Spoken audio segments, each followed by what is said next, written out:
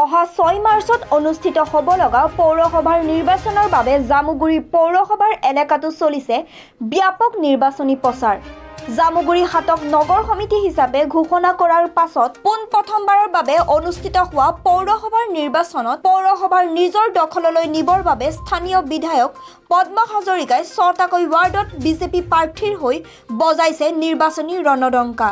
ৱাৰ্ডে ৱাৰ্ডে ভাৰতীয় জনতা দলৰ প্ৰাৰ্থীসকলৰ হৈ নিৰ্বাচনী প্ৰচাৰ তুংগত কৰি তুলি বিধায়ক পদ্ম হাজৰিকাই জামুগুৰি পৌৰসভাৰ ভোটাৰ এইবাৰ কংগ্ৰেছ মুক্ত হ'ব বুলি উল্লেখ কৰাৰ লগতে অসমৰ কংগ্ৰেছ এতিয়া দুবন্ত নাও বুলি উল্লেখ কৰে। আজি আমি আনুষ্ঠানিকভাৱে নিৰ্বাচনী ৰণডংকা বজালোঁ। আমাৰ হ'ব লগা 6টা ৱাৰ্ডত আমি নিৰ্বাচনী কাৰ্যালয় মুকলি কৰিলোঁ। আৰু নিৰ্বাচনী কাৰ্যালয় মুকলি কৰোঁতে অনুভৱ এনেকুৱা হৈছে যে এইবাৰ কংগ্ৰেছ মুক্ত গোটেই জামুগুৰি পৌৰসভা এৰিয়াই হ'ব।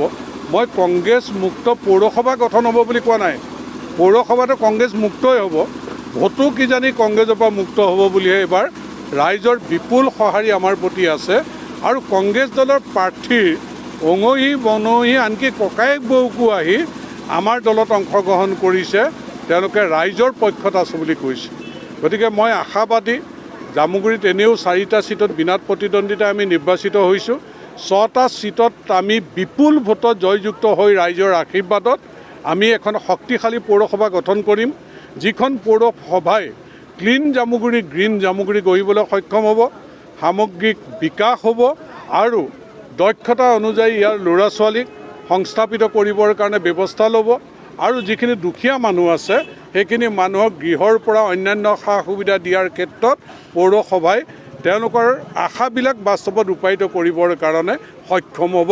এখন সুন্দৰ জামুগুৰি গঢ় দিবৰ কাৰণে আমি সক্ষম হ'ম বুলি আজি ৰাইজৰ আশীৰ্বাদে আমি উৎসাহিত হৈছোঁ। ৰাইজৰ আশীৰ্বাদে উল্লেখযোগ্য যে 10টা ৱাৰ্ডেৰে গঠিত জামুগুৰি পৌৰসভাৰ ইতিমধ্যে 4টাকৈ ৱাৰ্ডত বিজেপি দলৰ প্ৰাৰ্থীয়ে বিনা প্ৰতিদ্বন্দ্বিতাৰে নিৰ্বাচিত হৈছে। জামুগুৰি হাটৰ পৰা চন্দন শৰ্মাৰ ৰিপৰ্ট, তৰংগ লাইভ।